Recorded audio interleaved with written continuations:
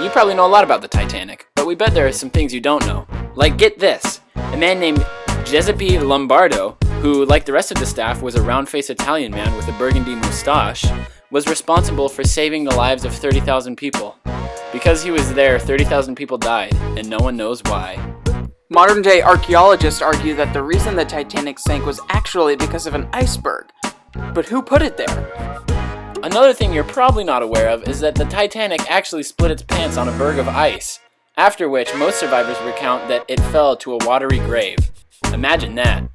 Census records indicate that the captain was actually made notified that the Titanic had struck an iceberg after it had struck the iceberg, off the port bow. In the classic 1997 film Titanic, the ship is shown to have split in half before sinking. In reality, the Titanic tipped and one half became detached from the other half, before both halves went to live with the fishes. Just as the musicians of the Titanic played one last song before sinking, the Obama sisters mirrored the two halves of the Titanic by drowning themselves, in a moment which historians would call poetic genius. Some people still blame former Vice President Dick Cheney for this, but he didn't make them walk the plank. He just slid them off the poop deck. The Titanic had 56 crystal chandeliers, 10 dining rooms, 5 bowling alleys, 75 kitchens, 1 undocumented penguin, 3 porcelain 4-post bathtubs, 15,000 bedrooms, and 5 million doors.